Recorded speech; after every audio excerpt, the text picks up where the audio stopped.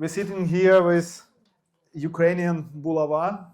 This is like a sign of power, sign of law, sign of independent land. And we will speak about independent and independency of Ukrainian children. The first one, the first ask for me is, I know that you are with us in very, very many questions. And the first of all, you are with us in that initiative, Bring Kids Back to Ukraine. And in that initiative, we have already become 2,000 of children returned to our houses, but so many thousand still are in Russia. They are captives, as my brother said before, and the children will grow, and as they grow in war, and they grow like a soldier for Russia. And you now are president of Parliamentary Assembly of Council of Europe, and in that role, you can make something. This is really important that we have people who really want to make something, who really want to change that really, really bad picture. And you know about the situation, and do we have some instruments to make it reality, that we bring our kids back? Yeah, it's about, as far as I know, about 20,000 kids are still missing somewhere in Russia or Belarus also. And I met Ruslan Stefanchuk, the speaker of the Rada, today, and he, among others, said that it really is heartbreaking, of course, especially for parents, when they see on any websites where the faces of their children are screened and asked whether somebody would like to adopt them. And that, of course, is something that has to be stopped. What we do in the Parliamentary Assembly of the Council of Europe, on the one hand, is that we have a network of parliamentarians working especially on the issue of children. I very much hope that we will have a conference of this network during this year also in Vienna. And they are collaborating a lot with, for instance, the Red Cross, knowing that the Red Cross access to Russia and Russian regions is very limited, of course. But nevertheless, there is some structure, at least, or there is at least knowledge how to find missing persons. So the one issue of this network is to really use the knowledge of those in international organizations who know how to deal with missing people, not only children, of course. The other thing is that we really help to train officials in these mechanisms, how they can trace where these kids could be at the moment, for instance, and how to help to bring them back. And there was some success. I think 1,800 about were already brought back, and that's, of course, great for the 1,800 families, but not for the rest, of course, of the big rest. And what might be the biggest source of bringing them back is we created already nearly 2 years ago what we call a register of damage. That's a register that was originally created to report damages at buildings, at infrastructure, on some manifest things. And as you also mentioned, or your brother mentioned, sexual violence during war. I had a report at the Parliamentary Assembly in January 2023, I think, or four, where I wrote about sexual violence as a tactic of war used by Russian soldiers in the war of aggression, but not only as for individual soldiers, but it's really a kind of tactic. It's an order to rape women. And also because of this report, this register of damage was widened not only to material damages, but also to immaterial damages. And for instance, rape is such an immaterial damage, but also a stolen child. So also this register is also to work for any other loss or damage or whatever. And there were meanwhile more than 80,000 reports in this register. And what the register, among others, is doing to really make that single individual cases ready for courts. Mm-hmm. That when you have the chance to take these who are accountable for the stealing of children, for rape, for missiles, for whatever is used in this war as a tactic, you really can hold them accountable at the court. And we are at the moment also working on a special tribunal on the crime of aggression, because what's happening in this regard is by international law a crime of aggression, where the International Criminal Court is not easy for it to deal with that. It's a very specific juridical thing. I won't go into detail, but we very much hope that also this special tribunal can be active very, very soon. And even, of course, the Russians do not cooperate at all with that court, that's for sure. But nevertheless, even if they might still be put in office in a year or whenever this court is functional, we can prepare cases, we can make cases ready to be brought to justice, and to also really hold those accountable who did this. And yeah, that's some of the things that we are trying to do. It's really great. It's really great because, as you saw maybe on Berlinale in Berlin, it was one movie from Ukrainian regime. It was about this sexual violence, and many people think about it. But if you see someone who was really captured and have this sexual violence, you understand it in another way. And Reggie from that film was captured, and she was captured in 2014.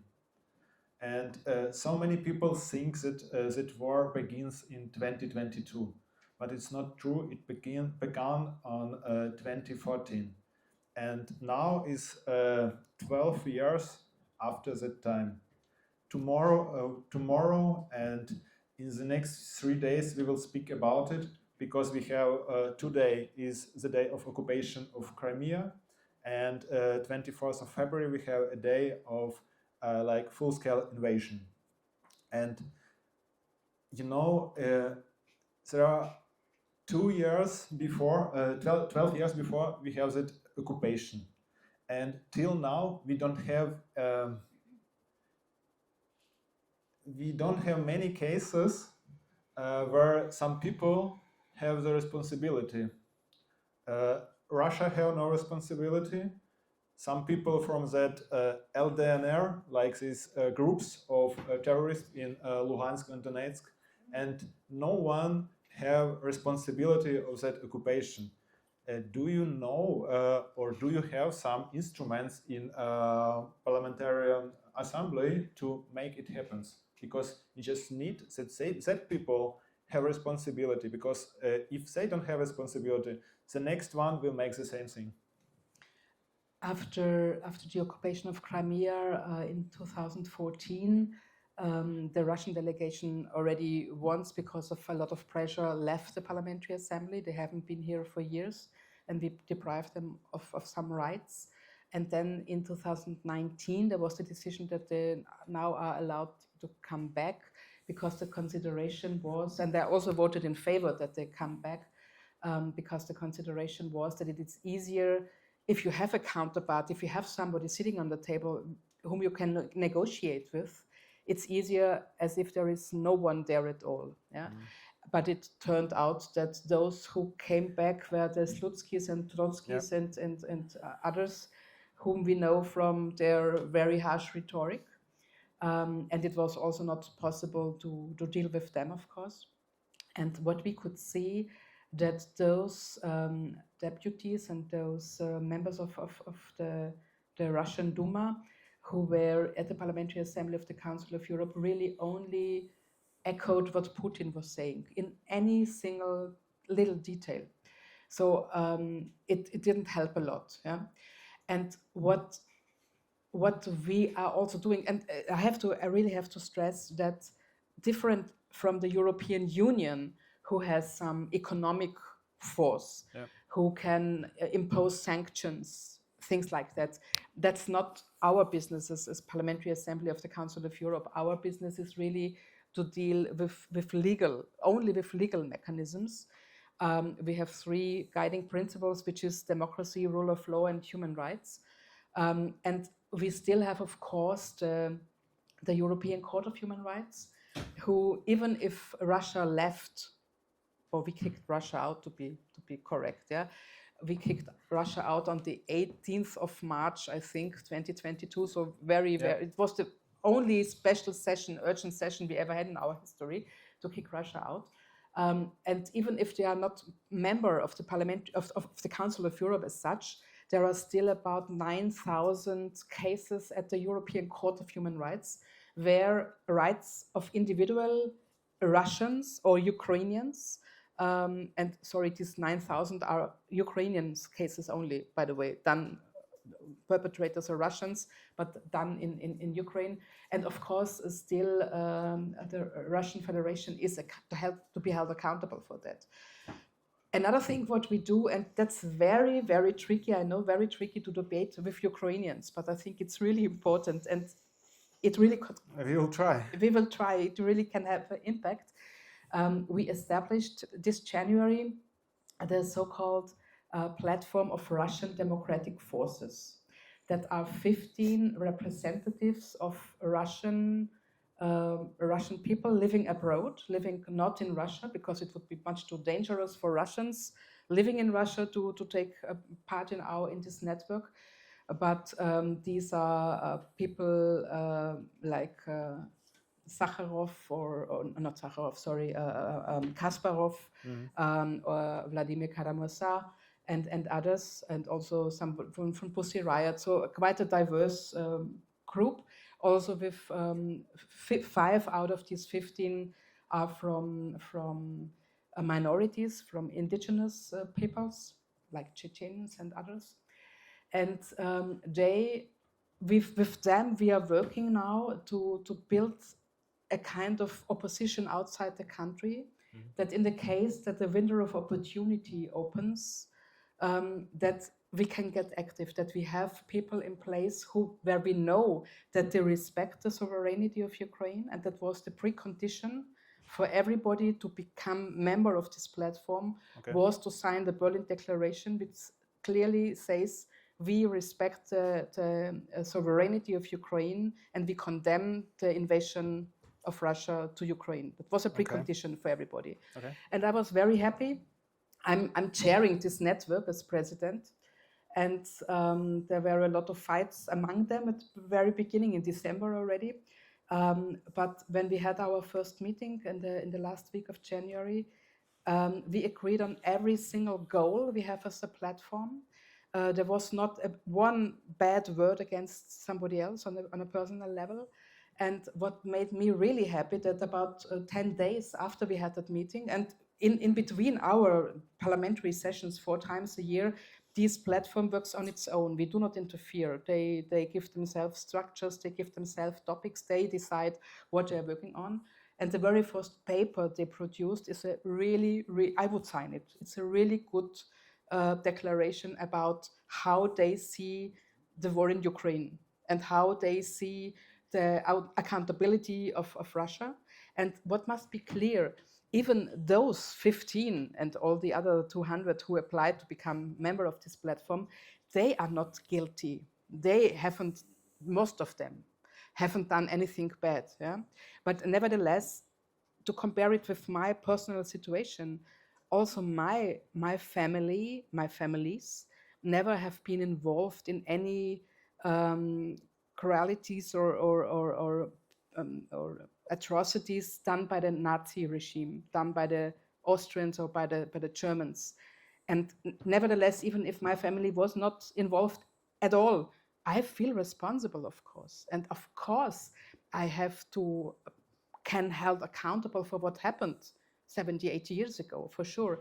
And I think that's the same with these Russian opposition forces, with these Russian democratic forces, that it will be their job, if that in a time after Putin, they will be, must be ready for reparations, for taking the responsibility of what happened, even if they themselves didn't do it.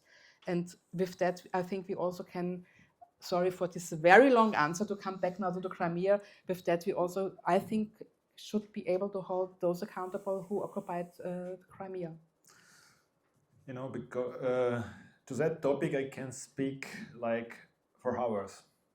And I saw so many leaders of Russian opposition, or like the Russian opposition abroad, and so many of them was broken as I asked whom Crimea belong.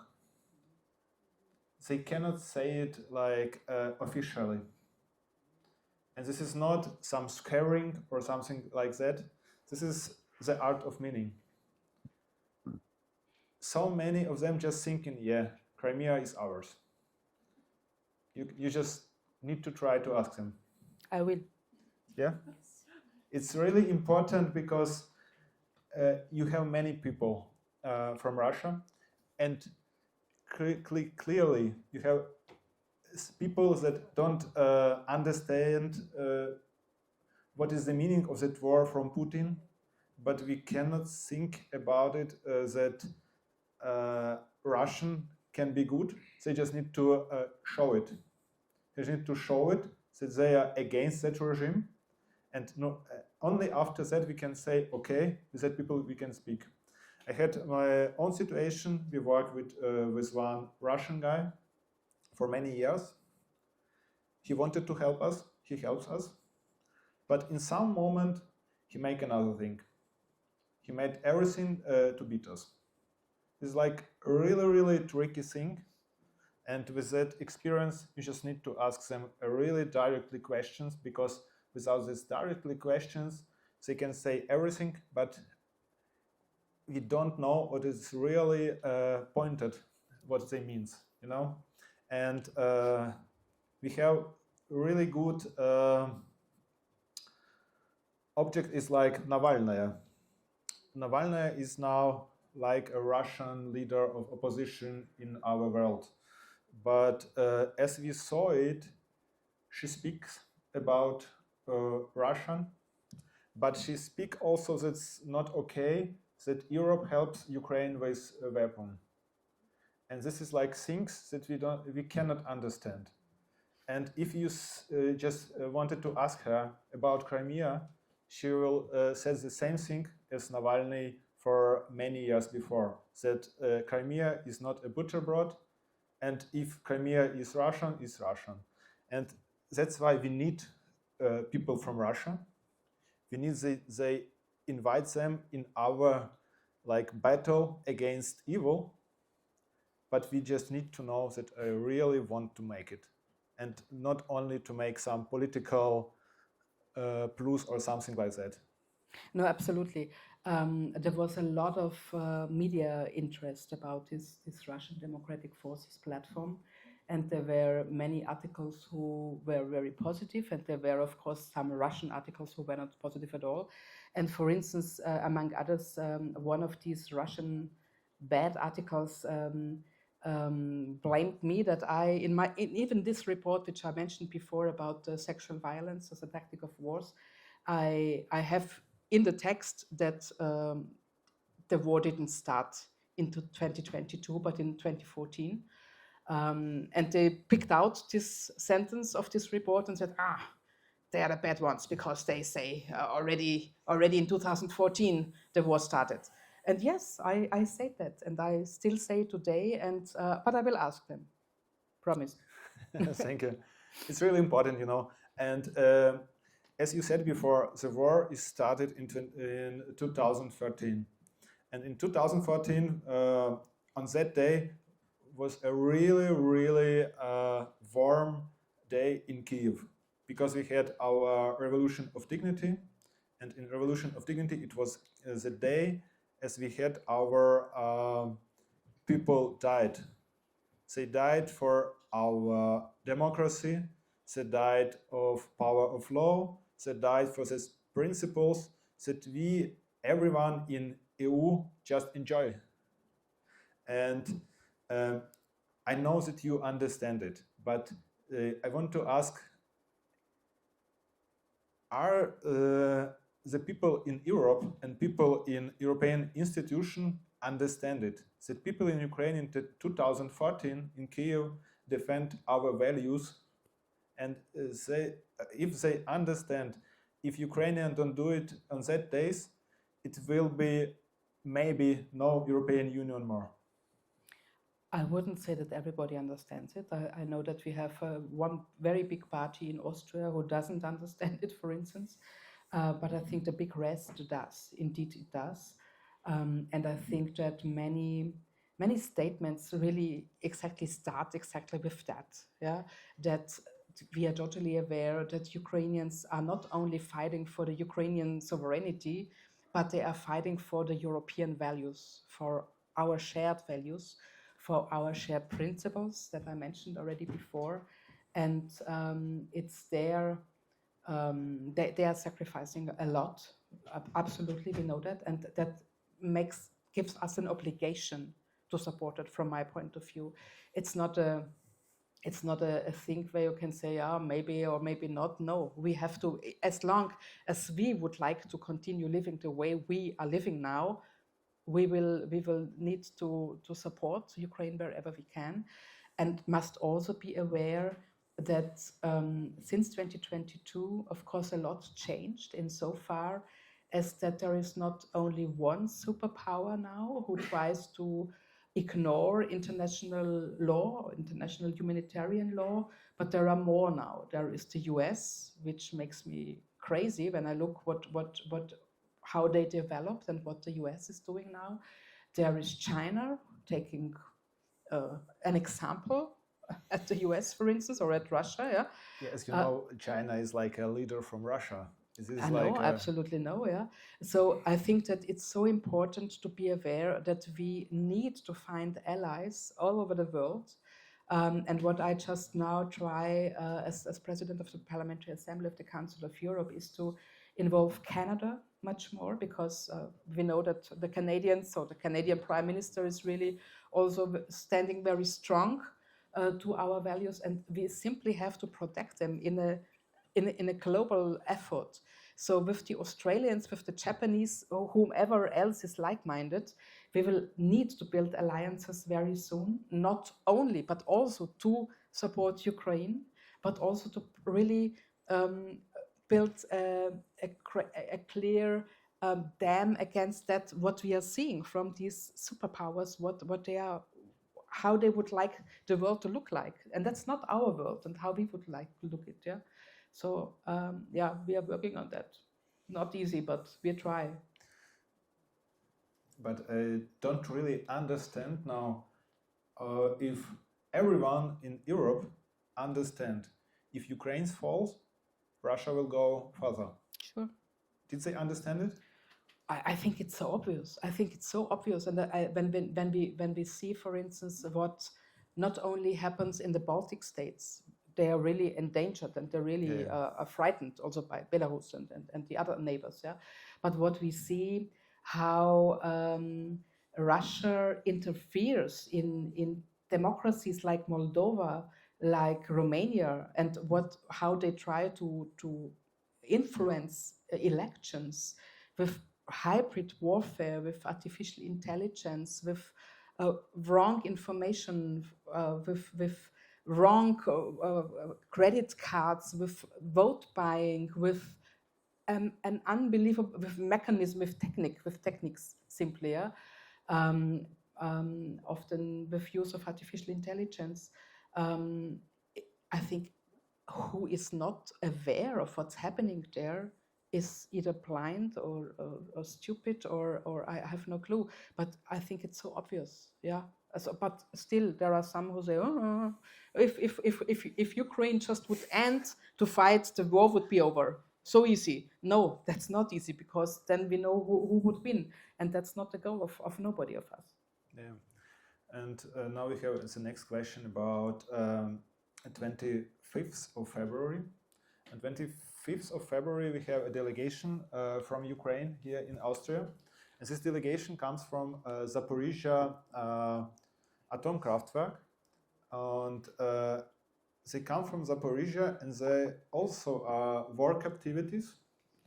They come some families of war captivities. They come one vice-major of Energodar. This is a city where Zaporizhia atomic power plant stayed.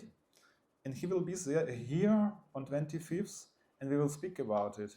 And as I know, you don't have any resolution in that thing about Zaporizhia atom power station, but as I understand, the Zaporizhia atomic power station is 4 times bigger as a Chernobyl atomic station.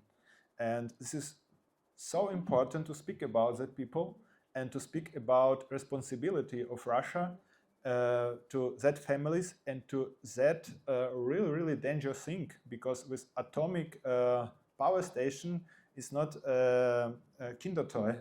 It's like really dangerous thing that can make our life also in Austria, in Vienna, really tough. Do we have also some instruments also in ПАРЄ, like to make it happen, to become that people at home, like the workers of Zaporizhia atomic station, and to have responsibility for Russia for these crimes also?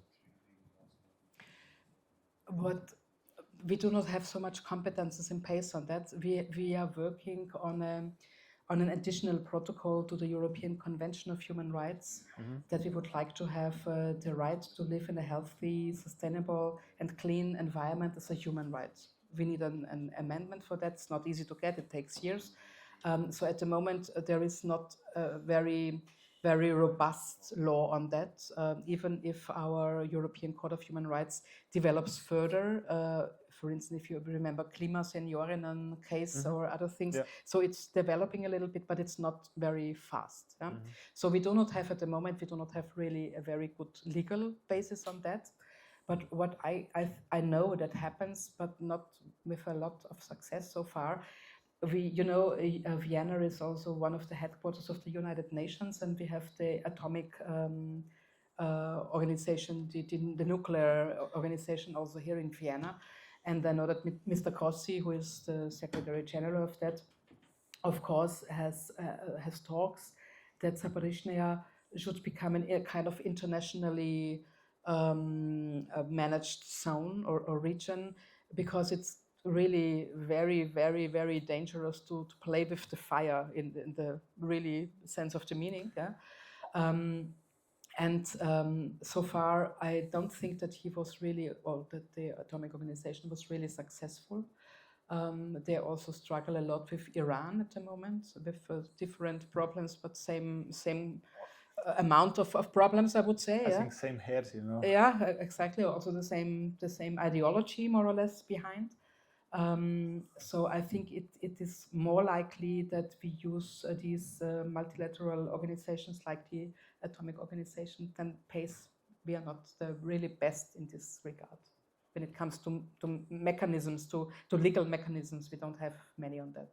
And what is possible, maybe if Austrian Parliament makes some resolution, or what is really important and what is really necessary in that case? I would say what we could include it, of course, as a crime of aggression in case something happens, but I think we should try to avoid that something happens, because if that happens, then that's really a real disaster for especially people living close by, but also for many others, of course. Prevention, we have only legal means for holding somebody accountable after it happened, but we really should invest all our efforts that it doesn't happen. And about captives? And about people that are captives in Zaporizhzhia atom station? Like all the other prisoners of war, be it journalists, be it soldiers, be it children, be it whoever. That's of course a question of negotiations with Russia, where we know it's nearly impossible to negotiate, and also at the parliamentary level. I'm a big fan of parliamentary diplomacy, but diplomacy needs two to tango, and there is no counterpart. I have no clue whom I could speak to in Russia, because nobody would be taken serious. It is really a disaster that it is the US again that has more or less the strings in Trump has the strings in his hand. And he seems to be the only one to be able to put some pressure on Russia, which I do not see, because whatever the US or Trump suggested that could look like a peace plan is not a peace plan at all, because to say, okay, so take all the occupied territories and we don't care about it, so take it and everything is fine and we pay and whatever. No, that's not a just peace. It's not a sustainable peace for sure. So what we are really trying to do at the moment is, and that's why I also mentioned the Canadian Prime Minister before, for instance, we have to become much closer to each other as Europeans. We have to become much louder as Europeans.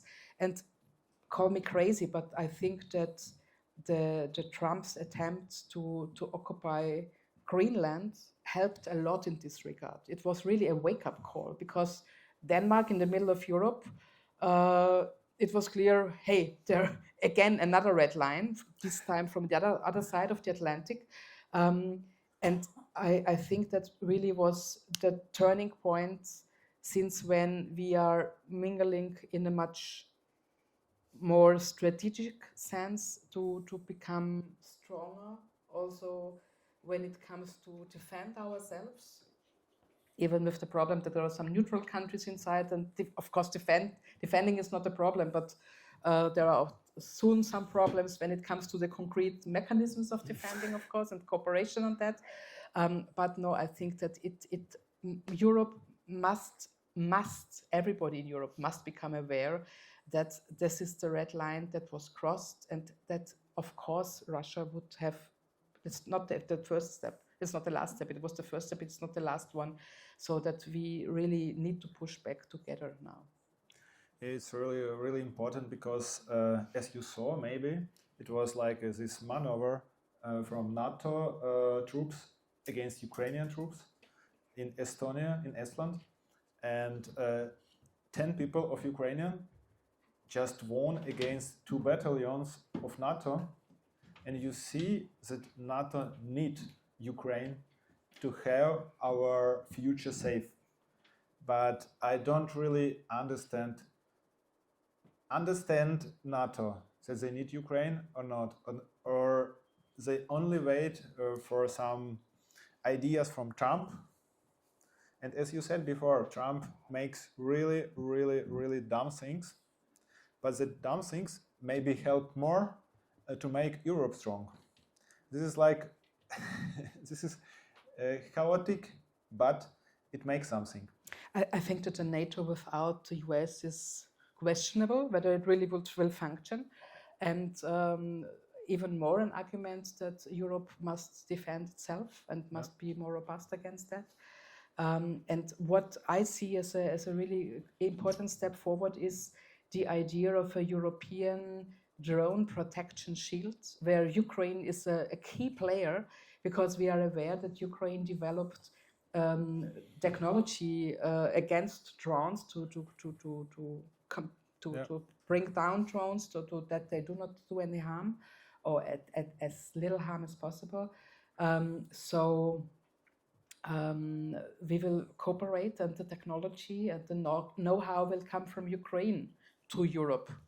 And that's very important. I think that's a very important step, and also makes clear that we very much appreciate that what Ukraine developed also technologically to compete with the And also Austria is there. also Austria want to have this like know-how Yeah, for yeah. Ukraine. We have a lot of know-how in this regard, and always the problem of the dual use. So, in what cases can Austrian technology be used to attack somebody? No. Can be used to defend somebody? Yes. Yes. But it's clear that protection shield is a protection, a defending shield. So I think Austria should be totally fine with that And ready for that. and ready for that. As I thought before, the war begins in 2013. What did you feel on that moment as you see information that Russian troops are in Crimea? I can't remember my feelings anymore, to be honest. I don't know that anymore. But from the rationale, it was clear that it was a breach of sovereignty already at this time. It was clear that it was an invasion that is unlawful. And it was clear that, I wasn't member of the Parliamentary Assembly at this time. In 2014, I wasn't there. I was there since 18. But it was clear that there were some very clear reactions also on that by that time already, also from Austria, as I remember. So it was a clear kind of protest, but I think that nobody at this time realized that it is just a little first step. Yeah, and after that, this is like a normally thing, like normally, if you can say it normally, some cycles, 4-year cycles in war, maybe. And in 2014, it was, as you said before, no one can realize that it will go further. But in 2018, it was a little bit clearer.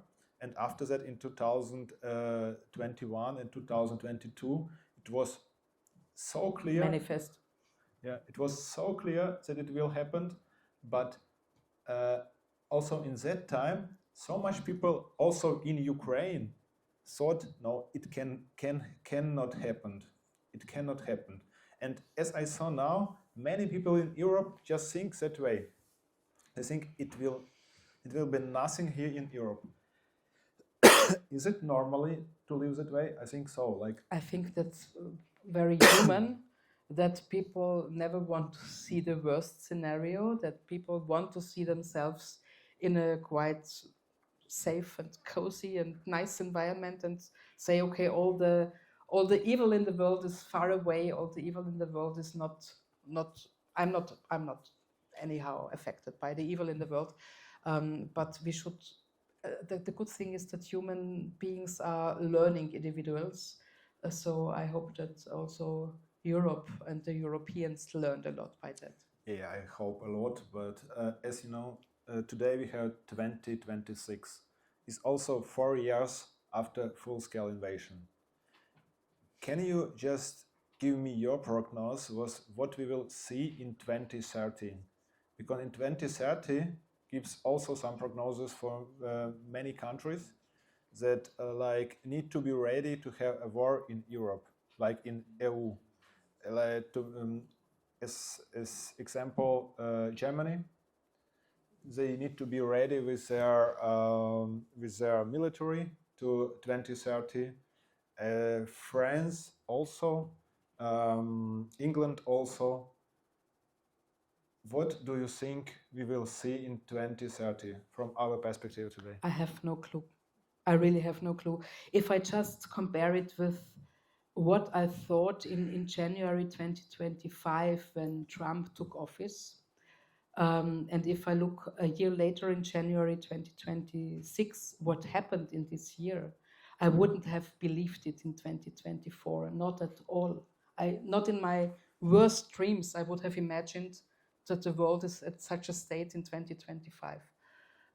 So I'm really frightened if I think about how January 2027 might look like. And I have no clue about 30. What I'm just really sure is that we have to do our utmost that this tankant of craziness and this increasing, I wouldn't call it madness because there is so much rationale behind, of course, economic rationale, yeah?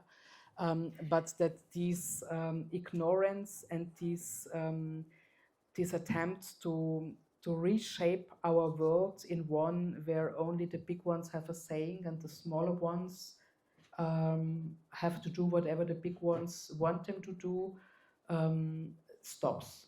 Yeah, I will really do my utmost with my possibilities.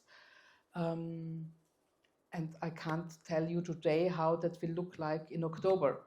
And I have no clue how the situation will look like in 2020-30. That would be, I could tell you something, but I have really no evidence and no knowledge about that.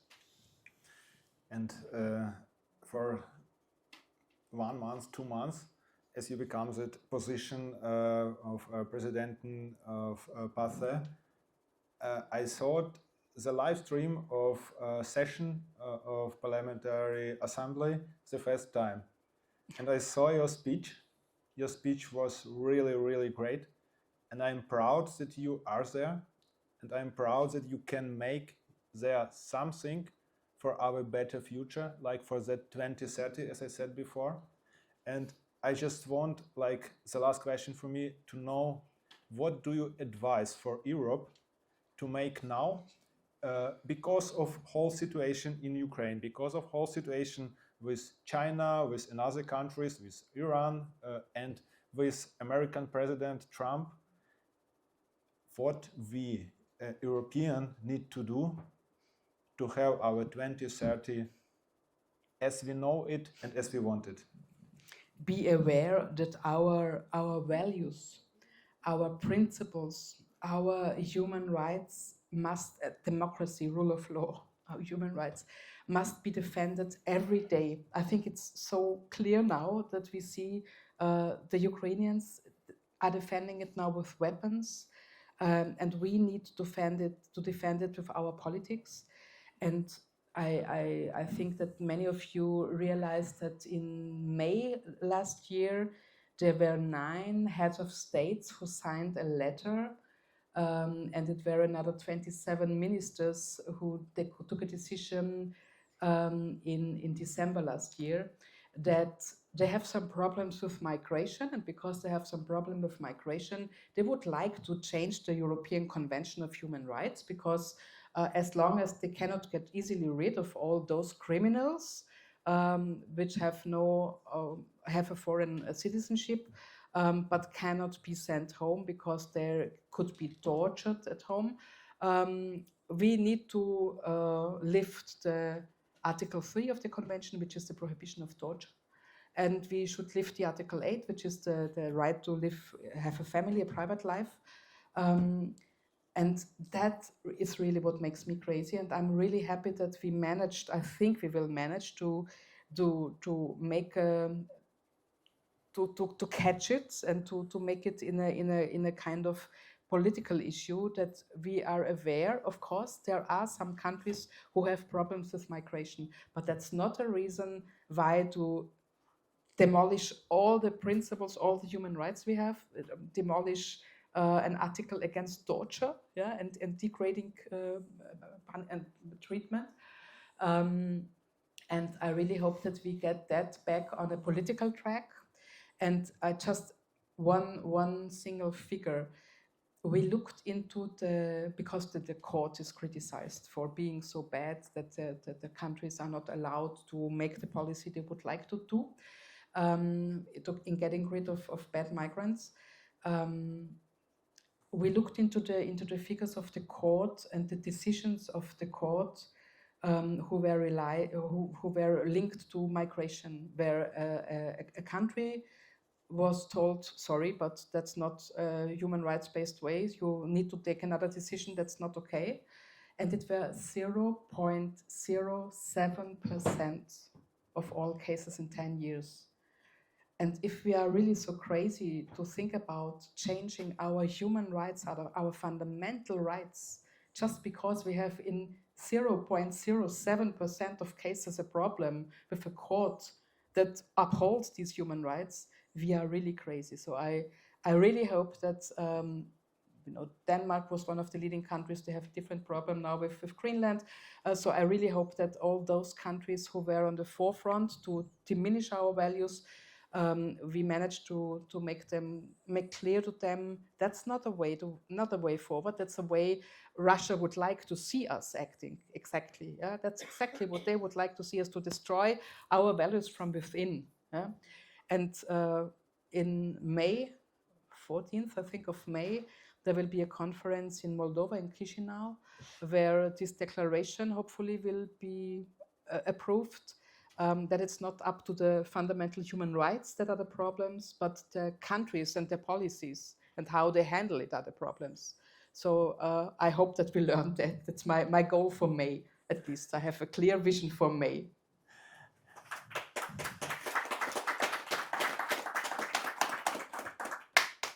Yeah, and you said before about Trump and said he wants to have it his way. The same thing about election in Ukraine. He wants to have some election in Ukraine in a war stand. It's really impossible. I know that your institution have this like as not okay and it's not possible. And we have also some meanings from parliamentarians from another lands. They speak the same things that want Trump. They think we just need to have some elections in Ukraine. But is it possible? From my understanding, it is not, because you have, as long as you have the martial law, you can't have elections at the same time. It's also, I think it's quite hard to manage, because so many people are displaced, so many people are outside the country at the moment. I spoke yesterday with some Ukrainians as well, who said, yes, theoretically, if you would lift the martial law for one day and Russia really doesn't attack anything at this day, but how should we believe that? How should that work? Yeah, then you can, and you do not organize elections in one day. I observed lots of elections, and yeah, I know it takes months before you can do one. And I hear both for presidential elections and parliamentary elections that they say, yes, we would be ready to have elections, but I can't imagine it, because I personally do not trust the Russian Federation a second. Why should I trust them a whole day? So, or even longer. So yeah, it's impossible. Don't see a possibility. Thank you for your principles. This is the most shared value, to have some principles. My principles and your principles like the same. And this is a principle that Europe need to have also. And I think that you can make it in your role. I can make it from my side. And every one of us can make it by their own, on his home and his land.